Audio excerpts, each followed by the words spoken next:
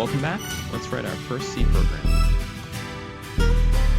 So here we have a program in Python, very simple program that we're using to print out a table of square roots.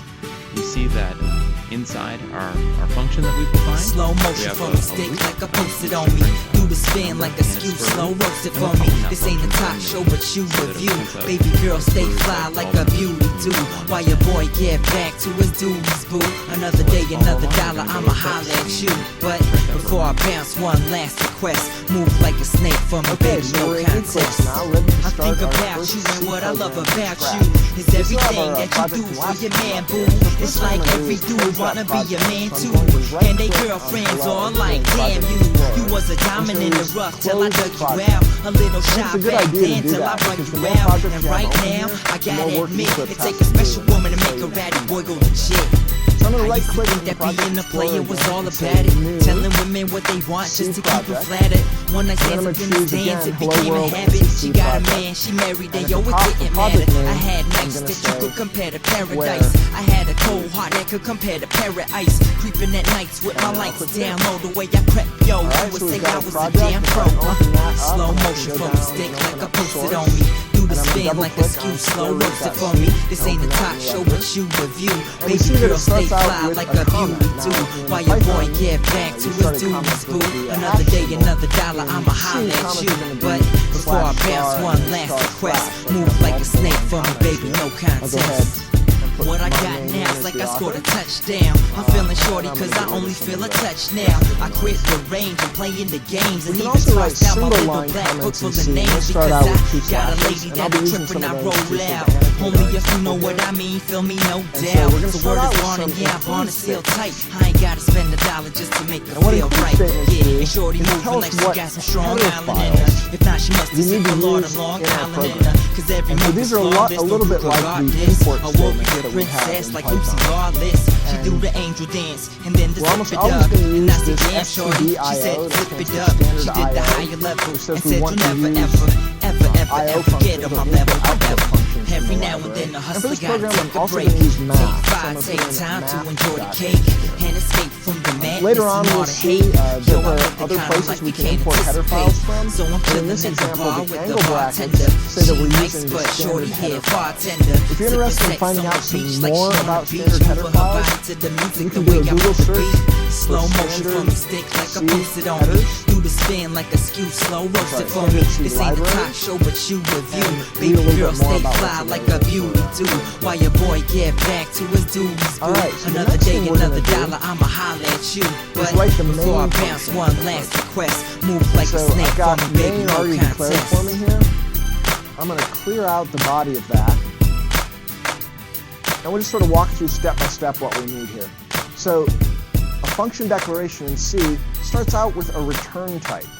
So we didn't need that in Python, but in C and in Java, we have to say what is the type of the thing that we're returning from the function. And a main function is always going to return an int, and this is an error code that's returned to a program that might call your program. We won't do much of that in this class, but you see in some uses, like in operating systems, we'll write C programs that can be called from a command line, and we'll get an error code back that can then be used. Now, we're just going to assume that this program is successful, so I'm going to put in a return 0 at the end. And 0 is the code that means that we were successful. Now, main is the name of the function, and then in parentheses after that, I list my parameters. So for this function, I'm going to just delete that. I'm not going to have any parameters. So main doesn't take any arguments, and it returns 0. And now in the body of main, I'm going to call a helper function to print out my table of square roots. So I'm going to call print root table, and I'm going to pass the argument 10 to it. And so inside the body of main, these are really just like the Python statements that we saw in the Python example. We call the print root table function with the argument of 10, and then we return 0. So I'm going to save that. Let's go ahead and declare print root table and see how that's going to work out. So first I'm going to put in the declaration of this function. So I'm going to say void for the return type. We'll talk about that in a second.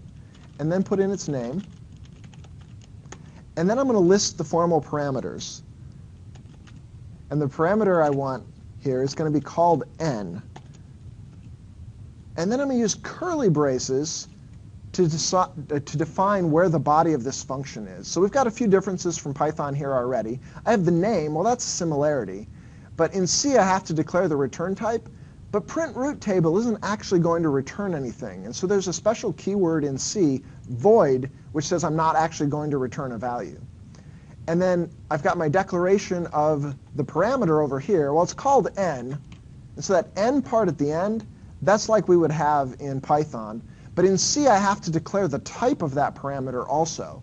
And so I'm going to say that n is going to contain integers, or type int. And by declaring that type, that allows the C compiler to write a more efficient runtime version of this than we would get in a language like Python.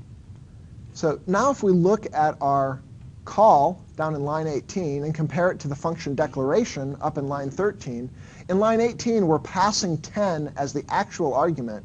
And in line 13, when this gets run, the parameter n will get the value 10 when we run the body of this function. All right, now inside the function, I want to create a loop that'll go through and print out this table of square roots. And to do that in C, I need a loop index variable. And so I'm going to declare a local variable. So this is a local variable. And the local variable is named I, and it's going to store values of type int. And I could just declare it like that if I'm going to assign to it later. Or if I want, I could actually put an assignment here to initialize it right away to make I equal to 0. And then after that, I can write my loop.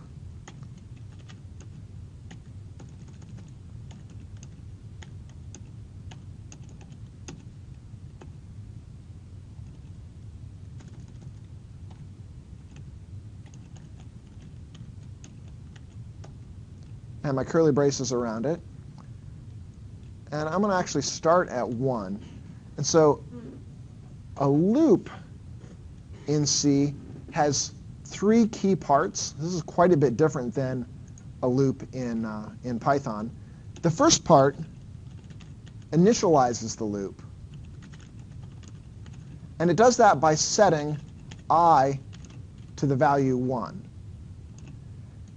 And now the second part of this loop declaration, that tells us what check we should do at the end of the loop to see whether there's more work to be done.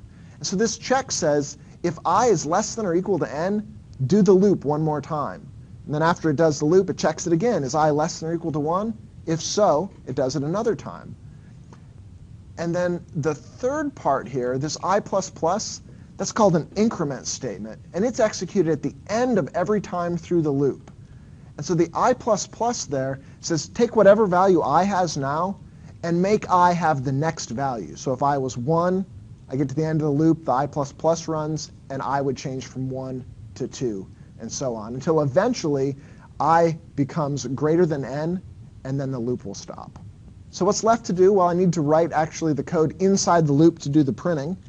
And there's a function in C called printf that will do that for us.